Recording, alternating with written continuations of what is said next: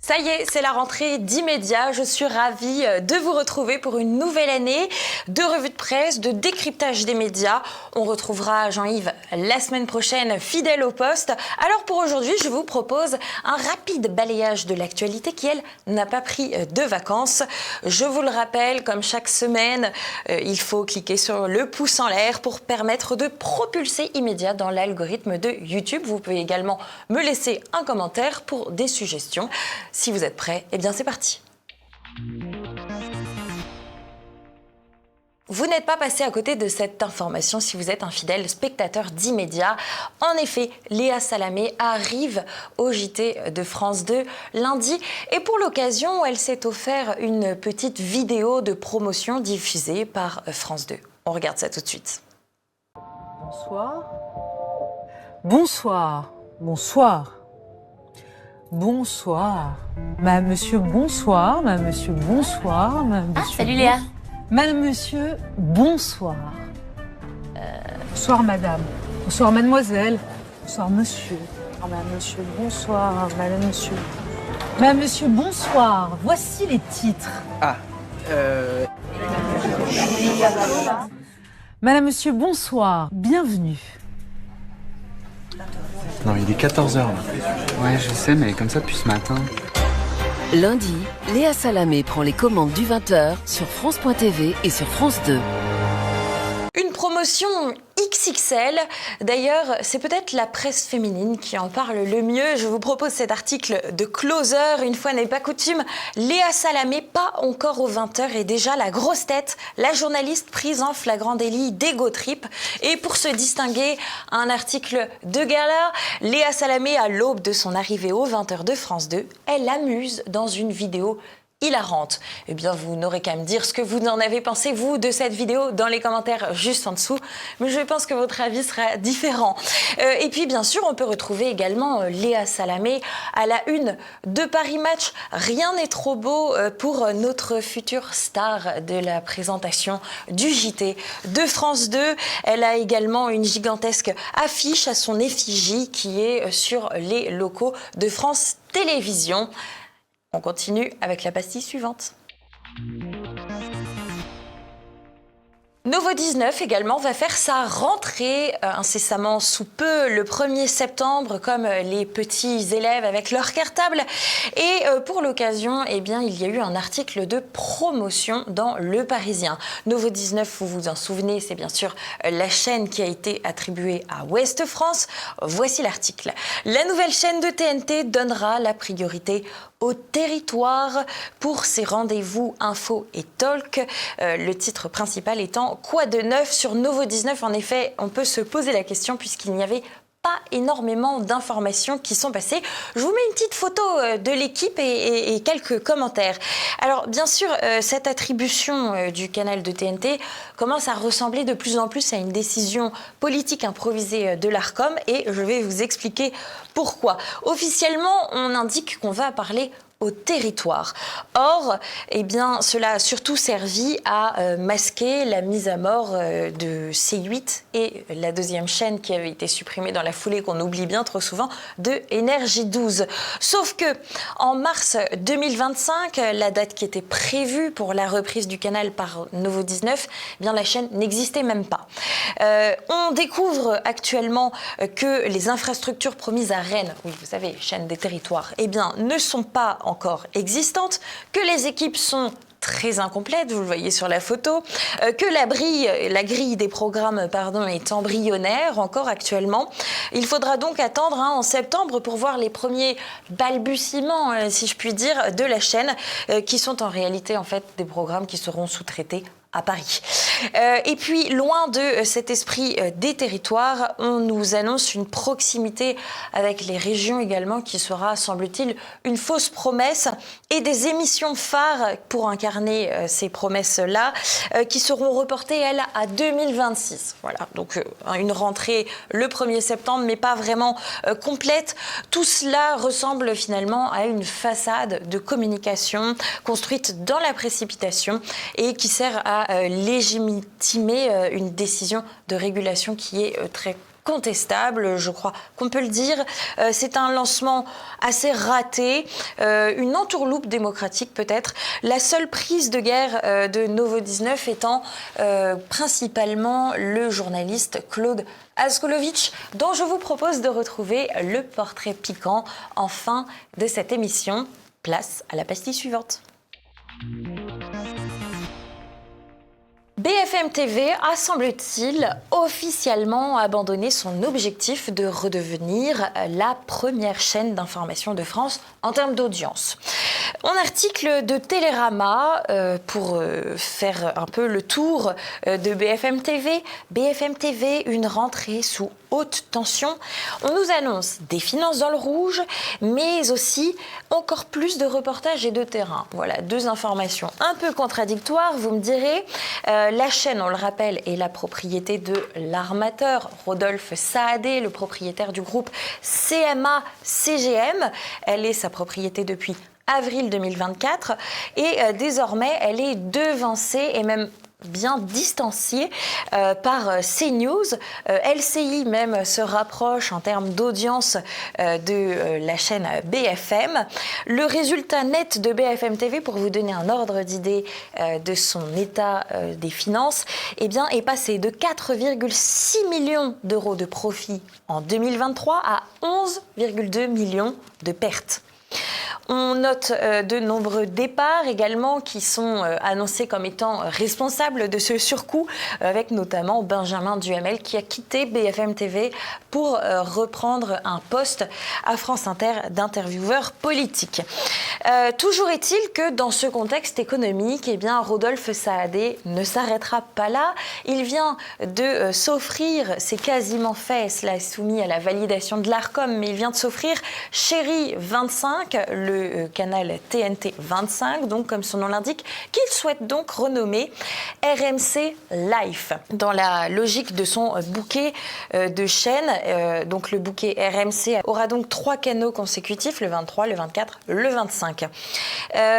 Ce sera un pôle de chaînes qu'on nous annonce comme étant extrêmement puissant sur les moins de 50 ans. Donc l'ambition est très claire, hein, bien sûr, c'est de peser sur la jeunesse et les actifs. D'ailleurs, ce qui est expliqué par les gestionnaires de RMC, c'est que cela permettra de rééquilibrer l'offre publicitaire avec une chaîne différenciée par rapport aux autres, parce que RMC Life, nous annonce-t-on, aura une tendance plus féminine et donc voilà, ça leur permettra une plus grande diversité en fait de publicité et donc de profit, si vous me suivez.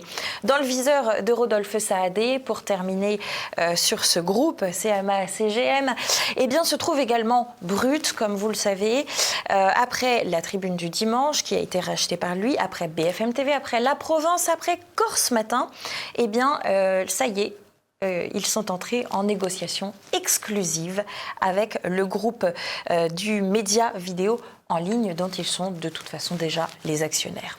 Place à la pastille suivante.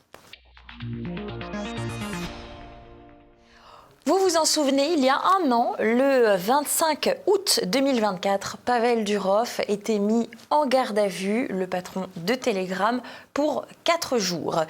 Eh bien, figurez-vous qu'un an après, rien n'a vraiment avancé et par ailleurs, il s'est exprimé sur Telegram, une annonce qui a fait grand bruit dans les médias qui s'intéressent à la technologie, mais pas tellement dans la presse mainstream. Telegram. Vous avez un message de Pavel Durov pour Android MT. Pavel Durov critique la gestion française de l'affaire Telegram et son impact sur l'image du pays dans Coin Tribune. Le Figaro, 1 an après son arrestation en France, le fondateur de Telegram, Pavel Durov, critique la justice française. C'est donc l'un des seuls articles classés en premier dans la revue de presse quand on tape Pavel Durov. Et Yahoo Actualité également en parle. ZDNet, une procédure absurde, 1 an après son arrestation. Pavel Durov affiche sa confiance. Alors le message de Pavel Durov, si vous n'êtes pas sur Telegram, vous ne l'avez pas forcément reçu, mais il a été repartagé partout. Le voici. Il y a 1 an, la police française m'a placé en garde à vue pendant 4 jours parce que certaines personnes dont je n'avais jamais entendu parler utilisaient Telegram pour commettre des infractions. 1 an plus tard, l'enquête criminelle menée contre moi peine toujours à établir une quelconque irrégularité de ma part ou de la part de Telegram. Ironiquement, la police elle-même aura fait une erreur. Elle ignorait les lois françaises et européennes et n'adressait aucune de ses demandes à Telegram via la procédure légale requise. Elle aurait pu connaître la procédure à suivre simplement en la cherchant sur Google ou en posant la question. 1 an après cette arrestation étrange, je dois toujours revenir en France tous les 14 jours sans aucune date d'appel fixée. Tout cela cause un immense préjudice à l'image de la France comme pays des libertés. Une chose est sûre, toutefois, nous continuerons de nous battre et nous gagnerons. Voilà le point sur l'affaire Pavel Durov, qui s'exprime d'ailleurs via son média, et c'est pour ça que c'était important d'en parler. Le 18 août dernier, un streamer est mort en live durant son sommeil. Il s'agit de Raphaël Graven, alias Jean Pormanoff, le nom de sa chaîne sur Kick. Kick, c'est une plateforme pour faire du streaming, une plateforme australienne. La presse en a beaucoup parlé et dernièrement, ce qu'elle a mis en avant, c'est surtout la décision de Madame Clara Chapaz de porter plainte contre Kick. Alors, Clara Chapaz, bien sûr, c'est la ministre du numérique et de l'intelligence artificielle. Voilà une bonne façon de ne pas se soucier des propres implications, de nos propres responsabilités même, et de détourner l'attention gentiment de cette affaire Pormanoff qui est très gênante pour le gouvernement et notamment pour l'Arcom. Mediapart, par ailleurs, avait déjà fait un article près d'1 an auparavant, de nombreux mois avant en tout cas, et donc revient sur cette affaire en annonçant évidemment qu'ils en avaient déjà parlé. Il y a un article du 15 décembre 2024 qui s'intitulait « Bataille de Kotorep sur la plateforme Kick, des humiliations et violences en direct pour des cartons d'audience ». En effet, Raphaël Graven subissait des sévices qui étaient payés en fait par les spectateurs. D'ailleurs, tout cela fonctionnait quand même fort bien parce que, par exemple, en décembre 2024, la chaîne Jean Pormanoff était en top tendance mondiale sur Kick, comme on peut le voir sur ce graphique dont d'ailleurs il s'enorgueillait. Un véritable business de la maltraitance, nous dit Mediapart. En effet, alors figurez-vous que rien qu'en novembre 2024, par exemple, ils avaient gagné 13 000 € en dons. Donc c'est effectivement une affaire qui rapporte. L'Arcom avait d'ailleurs été saisie en février dernier par la Ligue des droits de l'homme sans que cela n'aboutissent absolument, d'où cet article particulièrement intéressant du Figaro et qui intitule de la façon suivante « Décès de Jean Pormanoff, à quoi sert vraiment l'Observatoire de la haine en ligne réactivé par l'Arcom ?» Eh bien, on se le demande, mais sans doute qu'une partie de la réponse à cette question se situe dans le fait qu'ils étaient trop occupés à organiser la dissolution de C8. Et voilà, on est arrivé à la fin de cette édition. Merci à tous d'être fidèles au rendez-vous d'Immédiat. On est reparti pour une saison. Alors, si ce n'est pas déjà fait, eh bien, n'oubliez pas de cliquer sur le pouce en l'air. Vous pouvez également laisser un commentaire. Par exemple, si vous voulez que Jean-Yves revienne la semaine prochaine, eh bien, faites du bruit. Et puis, bien sûr, n'oubliez pas de vous abonner à la chaîne TVL pour ne rien manquer de notre actualité. Je vous laisse, moi, avec le portrait piquant consacré à Claude Askolovitch, le journaliste qui serait en lui-même une incarnation du politiquement correct.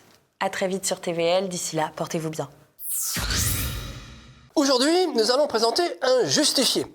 Le justicier du PAF, Claude Askolovitch. Né en 1962 à Paris, il est le fils de Roger Askolovitch, de son nom de plume Roger Ascot, ancien directeur de la revue L'Arche, magazine du judaïsme français. Après des études d'économie, il est diplômé du Centre de formation des journalistes en 1985. Une carrière bien remplie. Sciences et Vie Économie, Le Matin de Paris, Europe 1, L'événement du jeudi, Marianne, Vanity Fair, Le Point, Slate, France Inter, Arte, j'en oublie. Il rejoint le Nouvel Observateur en 2001 sur les conseils de son ami Éric Guébali, alors secrétaire général de SOS Racisme. Il y restera 7 ans, d'abord comme grand reporter, puis comme éditorialiste et enfin comme rédacteur en chef. 2008, c'est l'affaire Ciné. Le dessinateur Ciné avait publié dans Charlie Hebdo une chronique ironisant sur une éventuelle conversion au judaïsme de Jean Sarkozy, le fils du président. Sur RTL, Askolovitch y voit une allusion antisémite.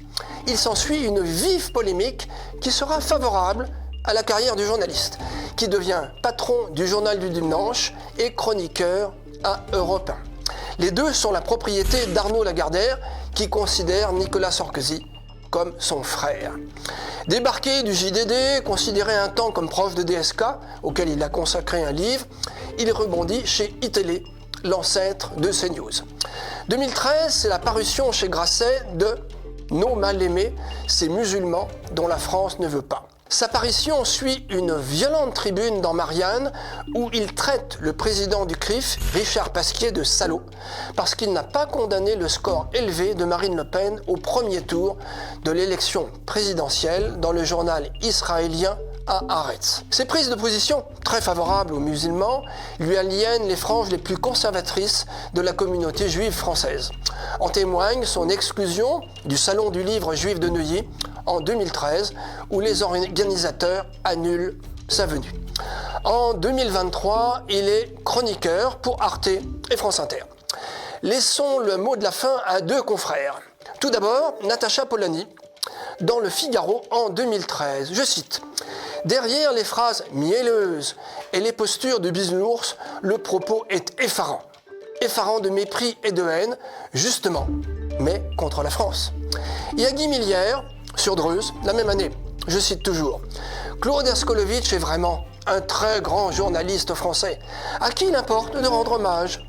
Il ne dira jamais un mot, un seul, qui soit étranger au vocabulaire aseptisé du politiquement correct à la française. Un hommage bien mérité. »